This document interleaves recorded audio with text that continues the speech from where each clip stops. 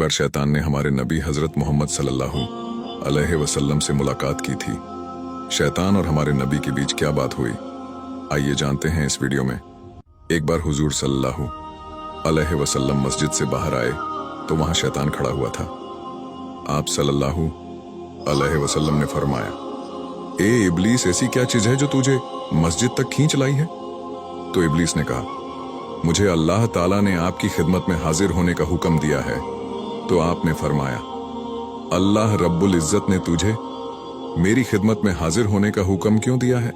तो शैतान ने कहा, अल्लाह ने मुझे इसलिए भेजा है कि आप मुंह से कुछ पूछे। तो आपने उससे कुछ सवाल पूछे और सबसे पहले आपने शैतान से पूछा, ए इब्लीस, तू मेरी उम्मत को नमाज पढ़ने से क्यों रोकता है? शैतान ने कहा, जिस वक्त आपका कोई उम्मती नमाज के लिए घर से निकलता है तो मुझे एक बीमारी घेर लेती है।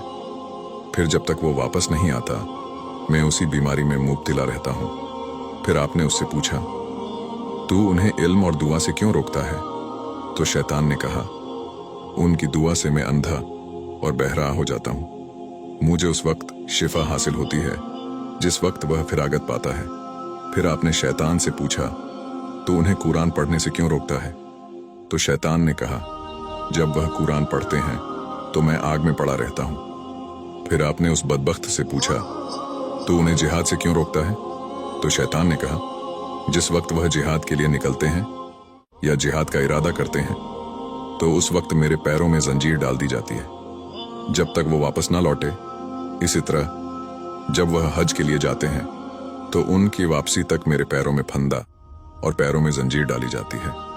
और जब वो सदक़े का इरादा करता है तो मेरे सर पर कुल्हाड़ी चलती है जो मुझे ऐसे काटती है जैसे लकड़ियों को काटा जाता है। दोस्तों, शैतान हमारा खुला दुश्मन है। ये बात कुरान में भी अल्लाह पाक ने बताई है। शैतान ये सोचता है कि जिस तरह आदम अलैहिस्सलाम की वजह से वो जन्नत से निकाला गया था, उसी तरह आदम अलैहिस्सलाम की औलादें यानी हम भी जन्नत में दाखिल ना हो सकें और जहन्नुम में चले जाएं। इसलिए वो दिन रात कोशिश में लगा रहता है कि हमें राहें कक से भटका दे।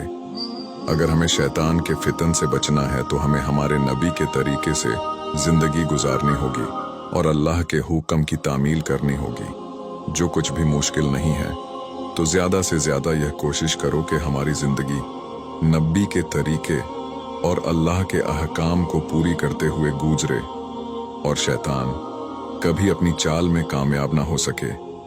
अल्लाह हमें शैतान की चालों और उसके धोखे से महफूज रखे। आमीन।